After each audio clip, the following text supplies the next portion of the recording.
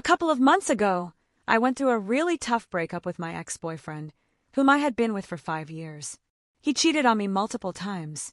Honestly, I had emotionally checked out of that relationship 2 years earlier, but the breakup still hit my confidence really hard. Luckily, I have the best girlfriends in the world, and they organized a weekend trip to a European country. To be honest, I didn't really want to go. Work had been insanely stressful, but I couldn't cancel last minute. The second we landed, my first vacation in 4 years thanks to the pandemic and life in general, I felt like I could finally breathe again. For a few days, I just enjoyed being happy with my girls. Then, for one of my friend's birthdays, we went to a beach club. We got seated, and when the waiter came up, no exaggeration, my heart skipped a beat. Just like in a romance novel. Everything slowed down. He was the most gorgeous man I had ever seen. Tanned, dark hair, muscular, turquoise eyes with a golden ring around the iris, and a tattoo peeking from under his shirt collar. Completely opposite from the corporate type I usually dated. I had never seen anything like him. When he asked me what I wanted to order, I literally stuttered. Me. Stuttering. As soon as he walked away, it was clear my friends thought he was the hottest guy alive too, so I tried to laugh it off. We spent the rest of the day eating, drinking cocktails, and honestly, it was one of the best days of my life. That beach club was probably the most beautiful place I had ever been, and for the first time in forever, I felt free, happy and relaxed. Later, I went to the bathroom and felt someone's eyes on me. We had already caught each other's glances multiple times, but I told myself it was just the vibe of the place.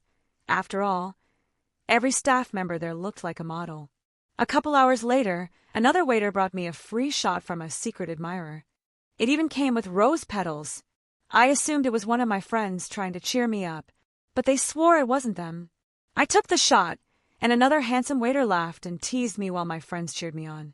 But secretly I was disappointed. I wanted it to be him. About half an hour later, the first waiter came up and admitted it was from him, right in front of my friends. He asked how long I'd be staying, and if I'd like to go on a date. I was shocked, but my friends pushed me to say yes.